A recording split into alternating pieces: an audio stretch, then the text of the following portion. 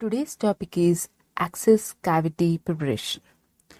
So, the endodontic treatment starts with an ideal access cavity preparation, and the further steps of the root canal treatment are based on its accuracy and the correctness.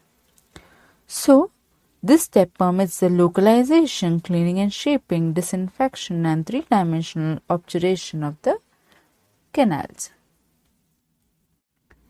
If you see, to have this, the knowledge of the pulp chamber as well as the morphology examination of the preoperative radiograph should be put together when going to prepare an access cavity. And if you see the definition of the access cavity preparation, it is defined as the part of the cavity from the occlusal table to the canal orifice. So, next we'll see is that the objectives of access cavity preparation. The first one is the direct straight line access to the apical foramen. Therefore, it gives us an improved instrument control with a minimal instrument deflection with an improved obturation. Next is the complete de-roofing of the pulp chamber. It helps in complete debridement of the pulp chamber, improved visibility, and locating the canal orifices, permitting straight line access. Next, we'll see about the conservation of the sound tooth structure as much as possible, so that it avoids the weakening of the remaining tooth structure with the presence of the walls, helps in also giving us the stable reference point. And it will provide the support for the temporary filling. Coming to the laws of the access cavity preparation by the Krasner and the Rankos. The first one is the law of centrality. In this, the floor of the pulp chamber is almost always located in the center of the tooth at the level of the CEJ. Next is the law of concentricity. Here, walls of the pulp chamber are always concentric to the external surface of the tooth at the level of the CEJ. This indicates the anatomy of the external tooth surface reflects the anatomy of the pulp chamber. Next, we'll see the law of CEJ. Here, the distance from the external surface of the clinical crown to the wall of the pulp chamber is same throughout the tooth circumference at the level of the CEJ.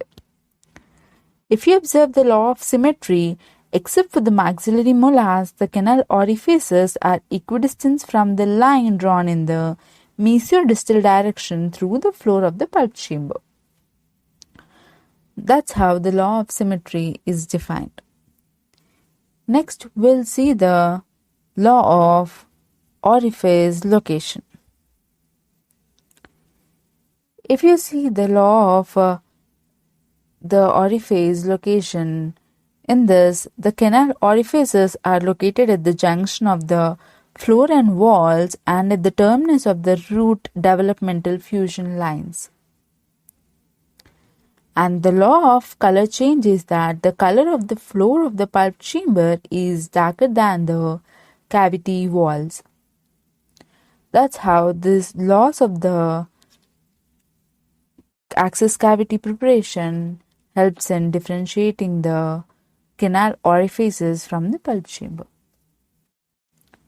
Now we'll see the tests for locating these canals.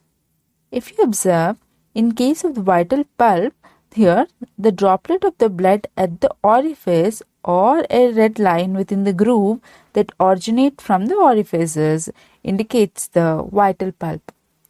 Whereas, if the pulp is non-vital, a white line that can be seen has a trough along a groove. That's how we differentiate the vital pulp as well as the non-vital pulp. And now we'll go for the guidelines for access cavity preparation. So before starting of the access cavity preparation, check the depth of the preparation by aligning the burr and the handpiece against the radiograph. This helps in knowing the position and the depth of the pulp chamber. and then gain entry into the pulp chamber with a round burr, and once the drop-in into the pulp chamber is obtained, the burr is moved inside and outside motion. And then axis preparation is done using the taper fissure burrs. After preparing the axis has to be refined, then only the final axis preparation will be completed.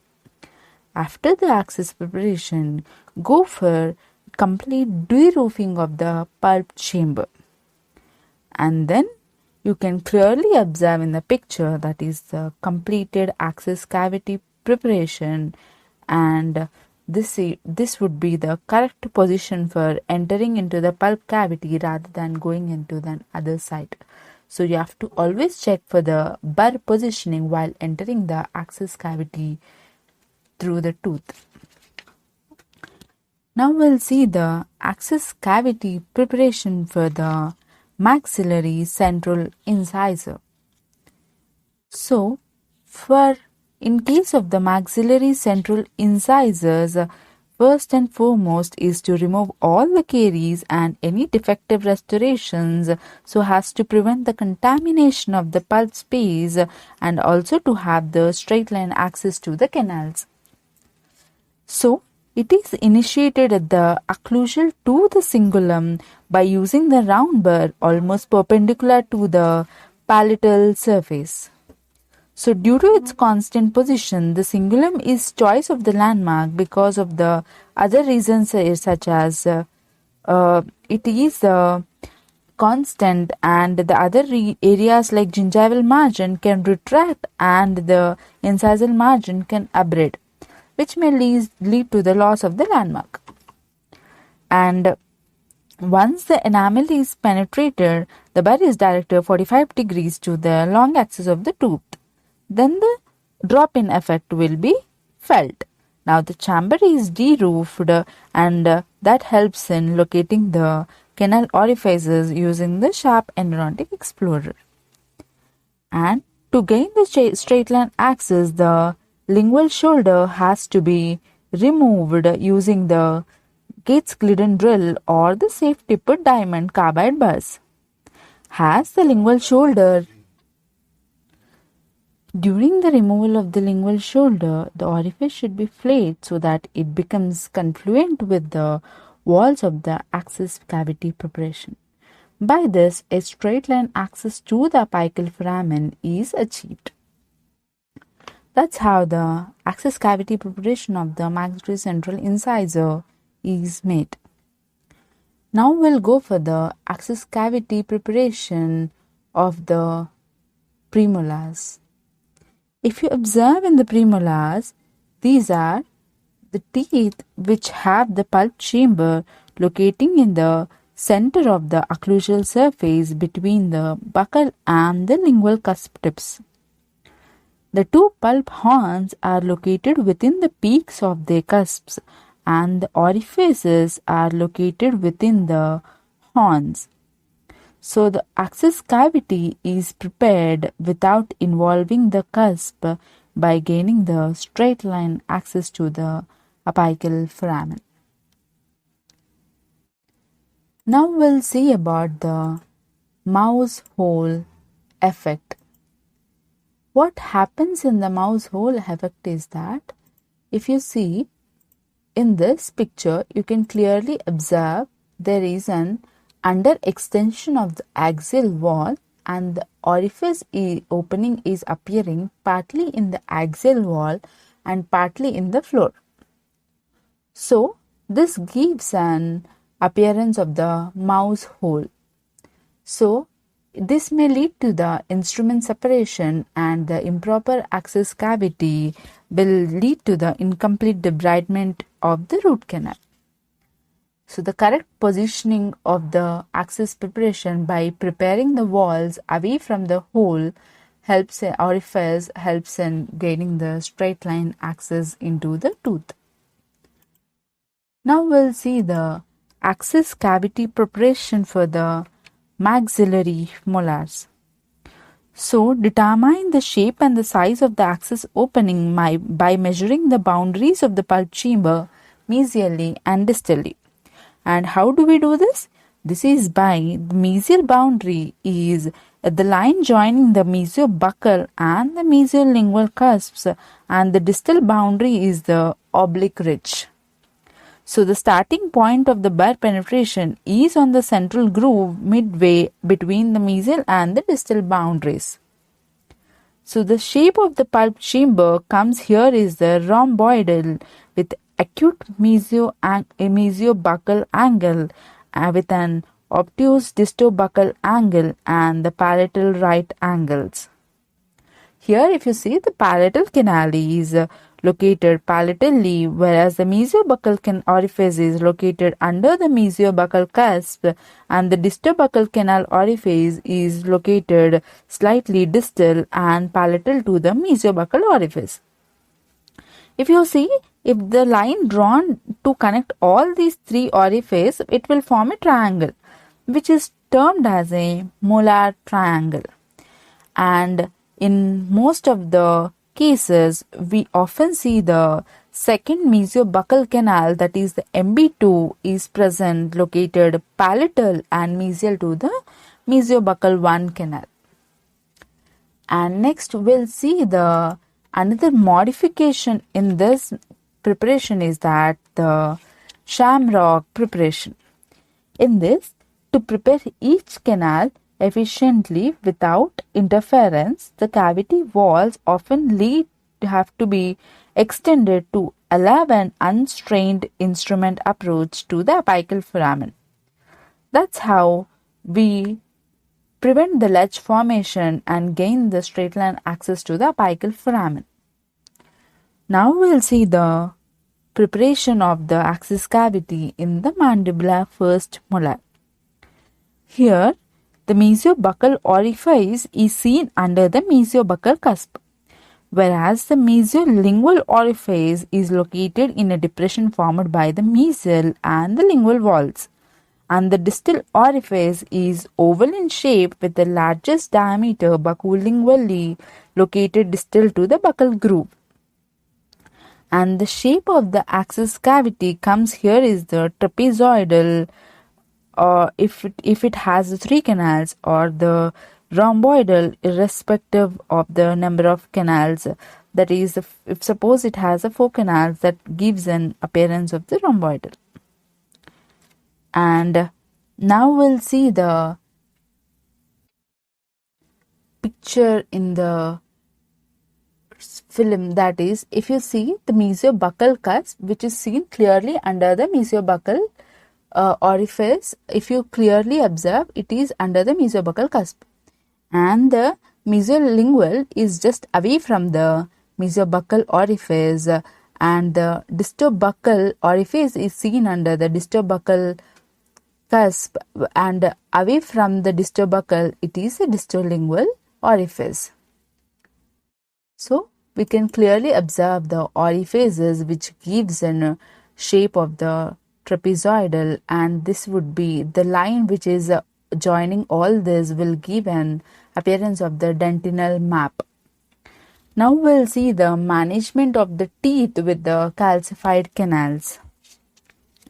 If you see the pulp canal obliteration in the form of the calcific metamorphosis or the calcification, which is characterized by the deposition of the hard tissue within the root canal space.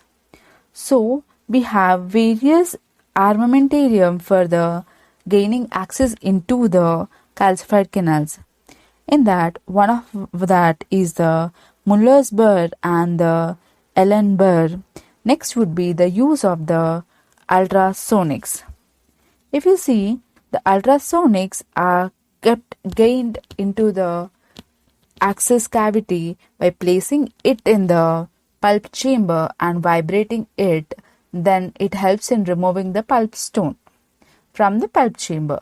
Then using the file, we can clear the canal, and then using the GG drill, we can gain entry into the axis cavity by completely deroofing it, and so that the pulp stone can be clearly removed. That's how we manage the calcified tooth in the clinical cases. If you see, the important area to be considered while preparing the access cavity is the pericervical or the pericingulum dentin. It is the area near the alveolar crest and it is irreplaceable. So this is the critical zone. It is roughly 4 mm above and the 4 mm below the crestal bone, and it is important to give a ferrule just for giving the ferrule and preventing the fracture of the tooth at the cervical area. So this has to be considered while preparing the access preparation. Coming to the recent advances in the access cavity preparation is one of it is the soffit design. It is nothing but, as observed in the picture, there is an if you see, there is a pulp horns which are left while preparing the access cavity. So it is an architectural feature where it preserves the portion of the roof around the entire coronal aspect of the pulp chamber, giving an appearance of the soffit. So what happens here is that it gives an strength to the tooth, and it also sometimes helps in preventing the collateral damage to the PCD, that is pericervical dentin. So it is the 360 degrees soffit can also be compared with a metal ring that stabilizes the wooden barrel. So it plays an important role in preserving and giving the strength to the tooth structure. Now we'll see the another burrs such as the Clark and Kademi burrs. Here, the Clark and Kademi suggested that the access cavity preparation should be closer to the incisal edge. In wound teeth, the calcified access may be through the incisal edge, which helps in preserving the pericingulum dentin. So, the CK burrs helps in giving the cavo surface with a 45 degrees angle in a form of the tunnel shaped, or it is a funnel shaped design. This small internal shape is compensated by the funnel shaped externally, thereby giving the true funnel by narrowing the portion of the PCD zone. Here also we are preserving the PCD with the help of the Clark and Kademi burrs. So we are removing what is appropriate and preserving what is needed. Now we'll see the important aspect, that is the calla lily enamel preparation. Here, if you see in the picture, one picture shows the traditional access cavity design with the parallel sides. Next would be the calla lily enamel preparation. Here, the enamel is cut at 45 degrees with the calla lily shape engaging almost the entire occlusal surface.